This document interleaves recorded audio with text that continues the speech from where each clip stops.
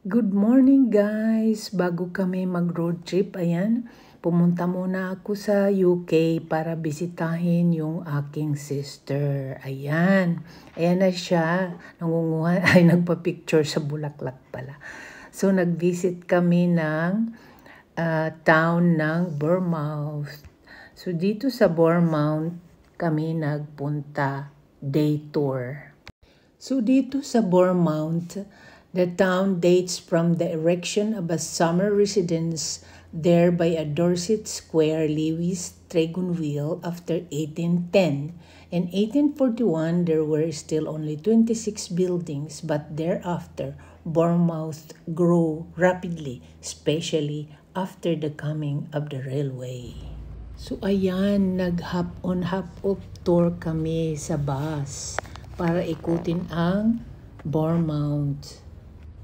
Siyempre, gustong-gusto niya magpa-picture dyan, picture doon, picture dito. Tapos kanyang souvenir, sabi niya. So after mag-detour namin sa Bournemouth, pumunta naman kami sa Exeter para bisitahin ang isang pamangkin anak niya. Yan. So ayan, nandyan kami sa Exeter. Dito sa Exeter became a religious center in the Middle Ages. Exeter Cathedral, founded in the mid-11th century, became Anglican in the 16th century English Reformation. The history of Exeter begins in the remarkable days of the Roman era around 50 AD, when the Romans planted their flag in this region.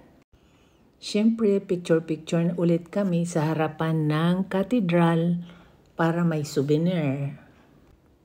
Ang Exeter is isa sa mga oldest cities in UK with a rich history dating back to the Roman era.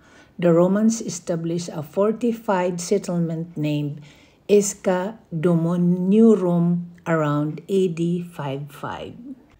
Ang Exeter ay famous sa Roman ruins, medieval buildings, and Georgian facades that the modern town contrasting with the quayside pubs and glass-fronted shopping malls.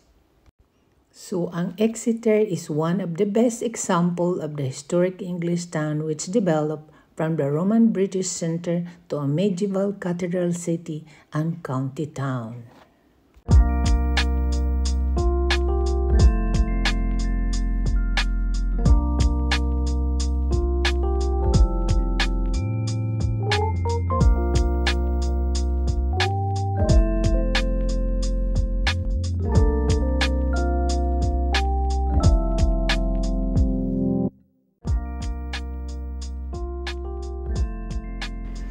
Ayan, parehos kami giniginaw kaya todo balot sa ulo, balot sa scarf na para warm, para hindi kami ubuhin.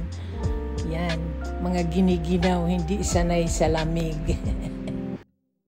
So ayan, gusto namin pumasok sa loob, pero nagmamadali naman tong pamangkin ko. Sabi niya, let's go na, kay mag-dinner na sa kanilang bahay. Tour pa niya kami.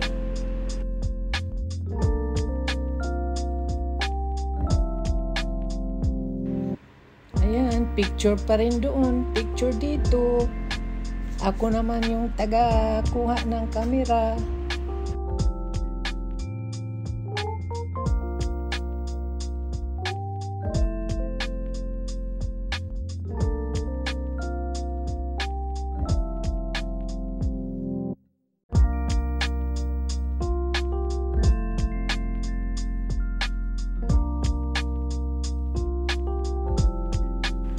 Ayan, namasyal din kami sa Corfe Castle, doon pa rin sa UK. Ayan, medyo nagkaligaw-ligaw nga kami dahil hindi namin alam yung bus pala dumadaan doon.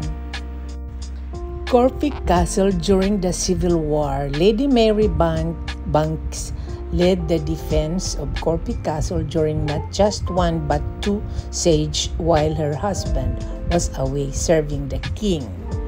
Corfe is a tiny garrison, was outnumbered. Mary alone with her daughters and maids defended the battle.